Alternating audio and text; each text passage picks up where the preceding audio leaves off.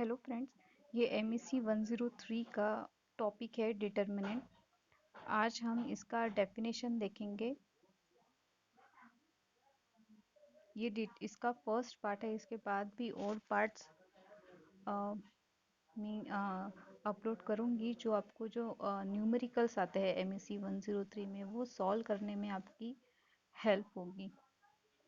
Okay, तो ये बस इसके पीछे का कंसेप्ट समझना है कि डिटर्मिनेंट आखिर होता क्या है, कैसे आता है, वही आज हम समझेंगे इसमें। Okay, the if the linear equation, ये लीनियर इक्वेशन, ये एक इक्वेशन और ये दूसरी इक्वेशन है, हैव सेम सॉल्यूशन। अगर इन दोनों का जो सॉल्यूशन है वो सेम होता है, सपोज यहाँ पे जो भी गिवन इक्वेशन है ये linear equation in one variable, यहाँ x इज अ वेरिएबल है and a1 is the coefficient of x and b1 is the constant and is equals to 0, and इस इक्वेशन में x2 a2 is the coefficient of x and b2 is the constant is equals to 0। Suppose अगर इसका answer अगर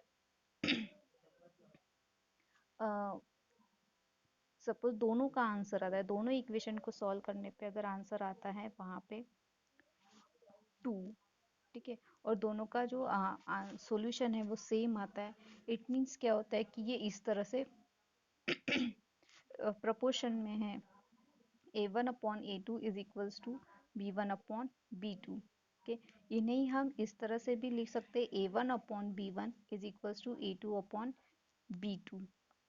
okay, जब हम इनका b2 को हम इसके न्यूमरेटर में लेके जाएंगे और b1 को इसको न्यूमरेटर में लेके जाएंगे तो हमें ये एक्सप्रेशन मिलेगा, a1 b2 is equals to b1 a2।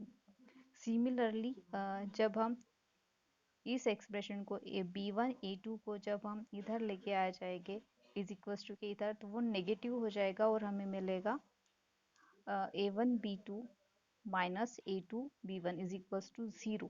और ये जो एक्सप्रेशन है, इस एक्सप्रेशन को बोला जाता है डिटर्मिनेंट। इनका जो वैल्यू है, उनका वैल्यू आता है 0, तब इसे कहा जाता है डिटर्मिनेंट। और इसको हम टू पैरेलल लाइन के बीच में डिनोट करते हैं और इस एक्सप्रेशन को इस तरह से डिनोट करते हैं, a1 a2 and b1 b2।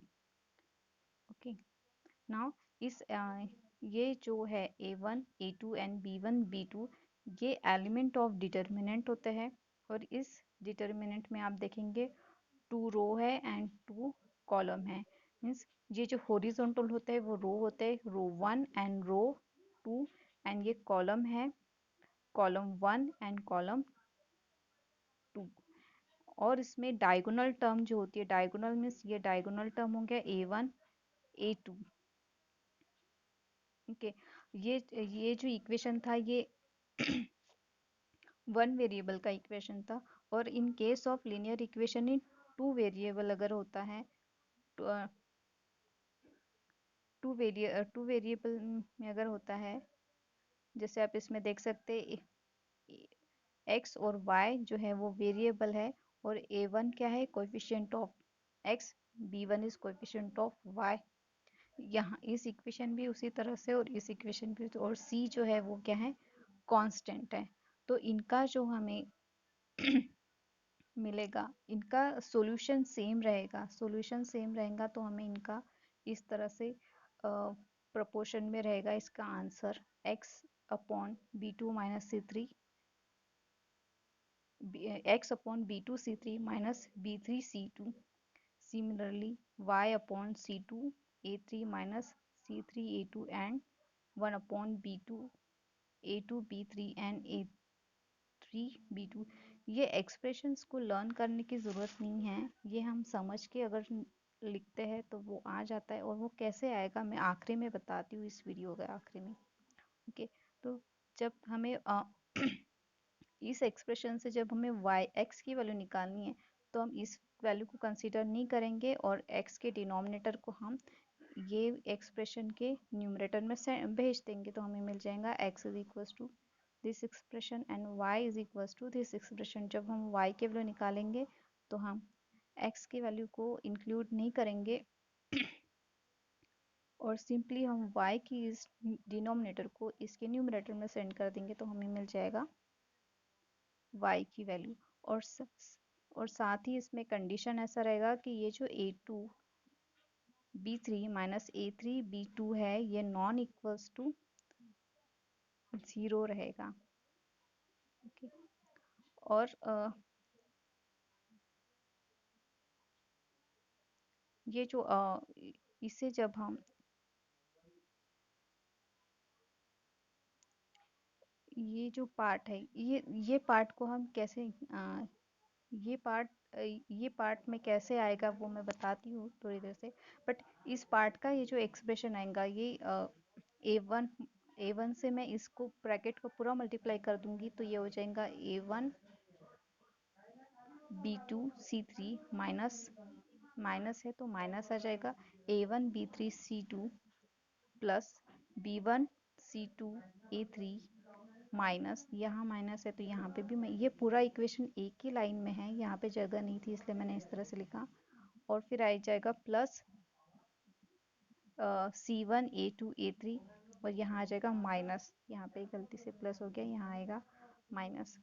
तो इस एक्सप्रेशन को हम इस फॉर्म में डिटर्मिनेंट के इस फॉर्म में डिनोट कर सकते हैं A1 A2 A3 B1 B2 B3 और C1 C2 C3। ये कॉलम वाइज लिखेंगे हम उस कोएफिशिएंट को A1 A2 A3 फिर B के कोई B एंड देन C के। ये जो है ये x कोएफिशिएंट ऑफ x है, कोएफिशिएंट ऑफ y है और ये क्या है कांस्टेंट कांस्टेंट वैल्यू है। अब इस इक्वेशन में आप देखेंगे कि इसमें 3 रो है, रो नंबर 1 2 एंड 3 और कॉलम नंबर 1 2 एंड 3। सो इसे बोला जाता है डिटर्मिनेंट ऑफ थर्ड ऑर्डर। और जो इस क्योंकि इसमें 3 रो एंड 3 कॉलम है, इनका हम फैक्टराइज करेंगे तो ये आ जाएगा 6। इट मीन्स व्हाट कि इसमें 6 टर्म्स है जिसमें 3 पॉजिटिव रहेंगी और 3 नेगेटिव। अब ये टर्म्स क्या हैं तो ये इन्हें हम टर्म्स कहते हैं। ये A1 B2 C3 ये ये जो एडिशन और सब्सट्रैक्शन के बीच की जो वैल्यूज है ये क्या है इसकी टर्म्स है। और ये जो टर्म है ये नेगेटिव है। तो बाकी देखेंगे कि नेगेटिव टर्म्स जो है वो 3 है, 1 2 3 और पॉजिटिव टर्म 1 2 एंड 3। इसे हम इस तरह से भी सॉल्व करते। अब ये पूरे डिटर्मिनेंट को हम कैसे सॉल्व करेंगे ना, अगर हमें जब न्यूमेरिकल प्रॉब्लम सॉल्व करना होता है तो हम ए की वैल्यू जब ए लेंगे बाहर और ये छोटा सा हम इनका इनका डिटर्मिनेंट लेंगे सी B2 B3 C1 C2 C3। Okay. ये वाली टर्म को हम इलिमिनेट कर देंगे और फिर लेंगे सब्सट्रैक्शन। इसमें पहली टर्म पॉजिटिव होती है और दूसरी जो टर्म है ये नेगेटिव होती है और फिर क्या होती है पॉजिटिव होती है। फिर जब हम B1 लेंगे तो ये रो ये कॉलम और ये रो उस एलिमेंट के वो एलिमेंट जिस रो और जिस कॉलम से बिलोंग करता है उसको डिलीट करके बचे हुए रो और कॉलम हम लेंगे। बचा था हमारे पास A2 A3 and C2 C3। Similarly C1 के साथ भी हम वैसे ही करेंगे। और जब हम इसे आगे सॉल्व करेंगे देखना A1 इज इक्वल्स टू, इसको हम इस तरह से B2 से हमेशा स्टार्ट करेंगे, ये लेफ्ट हैंड साइड में ऊपर से B2 C3 minus B3 C2। Similarly यहाँ पे भी A2 C3 minus A3 C2 फिर प्लस का plus C into A2 B3 minus A3 B2। तो आपका जो है ये इक्वेशन आ जाता है और न्यूमेरिकल्स प्रॉब्लम में हम इसका फिर सॉल्यूशन निकाल सकते हैं। जब कभी हमको डिटर्मिनेंट फाइंड करना है, डिटर्मिनेंट की वैल्यू फाइंड आउट करनी होती है तो हम इसको इस तरह से सॉल्व कर सकते हैं। तो ये तो यही कहना था कि ये जो इक्वेशन है ये आपको लर्न करने की ज़रूरत नहीं है, ये बस समझ लो कि ये इस तरह से आई है। आई होप कि ये आपको समझ में आया होगा। इसके नेक्स्ट वीडियो में मैं आपको बताऊंगी माइनर्स और कोफैक्टर्स कैसे निकालेंगे। तो आप से मैं नेक्स्ट वीडियो में मिलूंगी। Till then bye, take care.